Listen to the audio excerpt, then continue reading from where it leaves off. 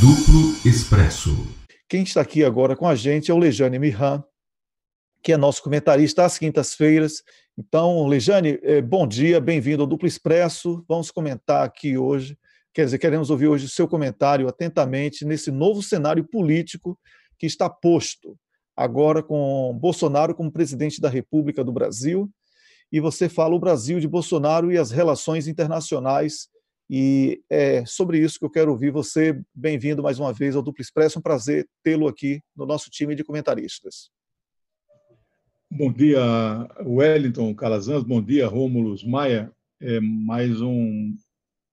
Mais uma semana que estamos juntos. Agora, em novembro, vai fazer 6 meses que eu tenho a honra de integrar o quadro de comentaristas do Duplo Expresso. Aliás, já falei que estou terminando um livro sobre o Oriente Médio que vai ter o selo do Duplo Expresso na contracapa, porque boa parte desse livro foram os meus comentários. E já estou preparando um segundo, né, que talvez até o final do ano fique pronto, que é a análise das eleições. Então, Rômulo e Wellington, eu previ fazer uma pequena introdução sobre eleições, depois entrar propriamente na questão, voltar, né, ao tema internacional, porque nós sempre dissemos aqui que essa eleição de Bolsonaro, desde o golpe de 16, desde 2013, naquelas manifestações contra a presidente Dilma, havia um dedo, né, das potências estrangeiras, internacionais, especialmente dos Estados Unidos. Então, agora nós temos que voltar a isso e analisar um pouco. O Bolsonaro quase não falou nada, o programa dele é muito omisso, mas os recados que têm sido dados em relação às questões internacionais são extremamente preocupantes e eu quero comentar isso com vocês aqui. Sobre o resultado do segundo turno, eu pouco falarei sobre as pesquisas, né? Nós nos fiamos e acreditamos profundamente e até ajudamos a patrocinar uma pesquisa do Instituto Vox Populi, que foi o que mais acertou desde 89, né? Ele dava 43 dos votos totais. Lejane, desculpa me interromper, mas há controvérsias. A sua colega a socióloga Thaís Mãe já esteve aqui, ela disse o seguinte, que lá, quando ela trabalhava no 247, pediram para ela fazer um levantamento comparando o desempenho dos institutos e contrastando eles ao resultado final nas urnas, e a conclusão dela foi a contrária. Dos grandes institutos, historicamente, o Vox Populi é o que mais se distanciou dos resultados, subestimando a votação da direita, que até aqui era o PSDB, mas no caso agora o Bolsonaro, e o Ibope era o que mais acertava, mas o erro que o Ibope costumava fazer era superestimar o voto do PT. Então ela fez um trabalho assim, muito grande, inclusive essa conclusão, como não convinha, eles mandaram ela enterrar e não publicar o trabalho que tomou muito tempo dela para fazer. Então ela analisou aí as séries históricas e disse que é o contrário, que o Vox Populi costuma ser o que mais erra. Não é o resultado que eu tenho dos meus estudos. De qualquer forma, 43-43, e aí o Haddad teve 41 dentro da margem de erro, e a explicação é por que o Bolsonaro saltou de 43 para 49 fora da margem de erro. Então, o que é fato, nós vamos ter que debater um dia, nós e os especialistas em meios de comunicação de massa, e até em psicologia de massa, né? Voltaram as fake news, houve uma fake news profundamente impactante, né, que o Haddad teria estuprado uma menina, etc., isso 2 dias antes, né? Eu nunca posso me esquecer, 8 anos atrás, na verdade, Jandira Fegali seria eleita senadora no Rio de Janeiro, uma semana antes, naquela época era o SMS, que houve uma enxurrada de SMS, né, e dizendo que ela era uma aborteira, ela perdeu a eleição para esse Dornelles, né, que é um fascistinha de direita aí. E aí, no caso específico, é a explicação, né, havia, de fato, uma tendência de queda de Bolsonaro e de ascensão do Haddad. As curvas se cruzariam, se daria tempo ou não, mas essa diferença, né, que os institutos, de modo geral, não captaram, do meu ponto de vista, é fruto desta notícia. Você, com 10 milhões de reais hoje, você atinge 129 milhões de pessoas que têm WhatsApp, né? É um mecanismo assim impressionante, nós já falamos disso. Agora eu quero dizer aqui os resultados, né? Muita gente também previu que o número de brancos e nulos diminuiria no segundo turno, não se confirmou, né? Aumentou em torno de 2 milhões, 2,2 milhões. O índice ABN, abstenção branca e nulo... tinha gente prevendo isso, porque historicamente é o contrário. Historicamente, no segundo turno, brancos, a abstenção nulo aumenta pela pessoa não ter o seu candidato, mas porque também muito do que mobiliza a pessoa a ir votar é votar no político local, ali no deputado, no governador, e já no segundo turno, como não tem mais isso em grande medida, governador às vezes, mas deputado não tem, o pessoal lá que freta o ônibus, os prefeitos, em geral a abstenção costuma aumentar, mas tinha gente dizendo que ia diminuir. São 8 eleições desde a redemocratização, em 85, 6 com segundo turno, só 2 que não houve segundo turno, que foi com o Fernando Henrique, né? Então, isso também há que se estudar. Mas os analistas diziam que havia uma tendência, e nós tivemos 14 estados com disputas estaduais também, né?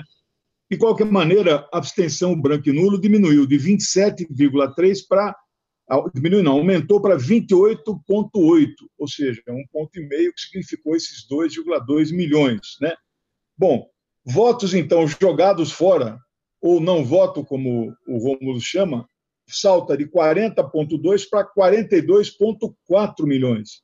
É um contingente imenso, né, de pessoas que não usam o voto como seu instrumento. Agora, o mais importante, e nós também já comentamos isso aqui, é a questão da representatividade, que é um conceito que eu tenho trazido já há um certo tempo. Ele é mais debatido nos Estados Unidos, onde as eleições lá são de um turno só, porque se forma um colégio eleitoral, né? E aí eles fazem uma relação, e o voto lá não é obrigatório, eles fazem uma relação direta entre o percentual que o candidato vitorioso obteve com relação ao número de eleitores inscritos. Os votos do segundo turno não pertencem ao candidato. Então, infelizmente, eu vi muito analista político aí, jornalistas, comentaristas de TV, dizendo que entendem para chuchu do assunto, dizendo que Bolsonaro é dono de 57 milhões de votos. Não é verdade. Ele é dono de 49 milhões de votos. E mesmo esses 49 milhões de votos, eu contesto esse resultado pela fraude, não fraude no sentido de manipulação, de violação da urna, né? Mas fraude no sentido de a influência externa na eleição, né? A influência de mecanismos de manipulação de massa nunca antes, jamais vistos na história, ou seja, nós trabalhávamos com a manipulação das TVs e não cumpriram mais nenhum papel, né? Então, no primeiro turno, mesmo no primeiro turno, nós contestamos isso. Mas ele é dono de 49, não é dono de 57. Esse ganho que ele teve do primeiro para o segundo turno são aquelas pessoas que se moveram, que eram dos outros candidatos, e eu tenho aqui o número exato, né? Ele teve do primeiro turno 33% dos votos totais, né? 49 milhões. Fernando Haddad teve 31, que são 21 milhões. Também os 47 do Fernando não lhe pertencem. Houve uma ampliação, que as pessoas no segundo turno votam para barrar aqueles que eles não querem de jeito nenhum. E aí nós também já falamos isso, infelizmente. No Brasil, o antipetismo conseguiu ser maior do que o antifascismo, né? Então, parte do eleitorado moveu-se para uma candidatura fascista, porque provavelmente odeia o PT e foi, então, manipulado nesse sentido. Então, Rejane, uma provocação. O antipetismo é tão grande no Brasil que ele dominou até a campanha do PT, né?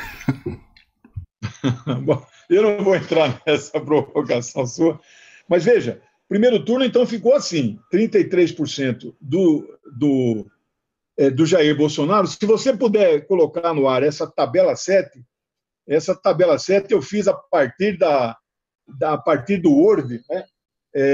E aí fotografei, porque eu não domino os recursos de JPG, não sei se ela está no ar ainda. Já está no ar, não?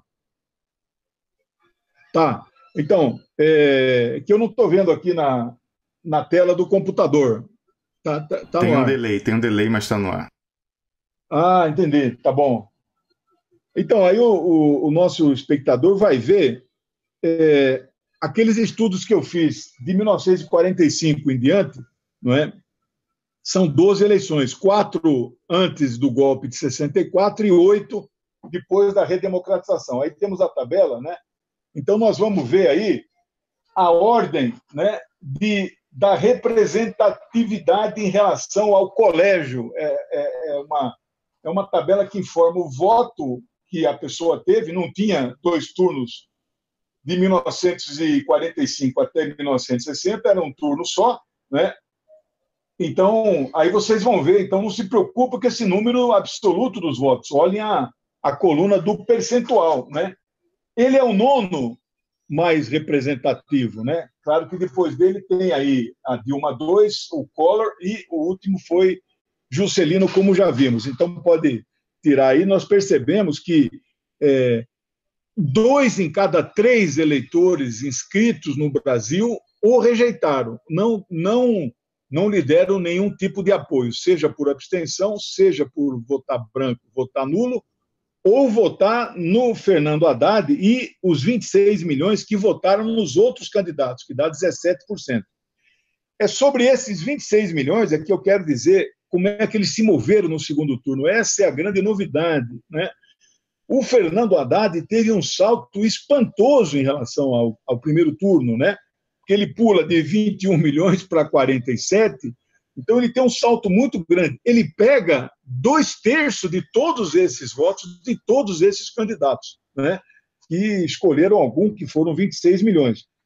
O Bolsonaro não pega, ele pega apenas 1/3, né? Ou seja, né, ele pega 8,5 milhões e o Fernando Haddad pega 15,7 milhões. Então nós podemos afirmar que seguramente de cada 3 eleitores desses que escolheram alguém e continuaram escolhendo um dos 2 no segundo turno, de cada 3, o PT do Haddad pegou 2. Então, o crescimento, né, do Jair Bolsonaro foi relativamente pequeno comparado com essa. Se tivéssemos provavelmente mais uma semana de campanha, nós teríamos virado.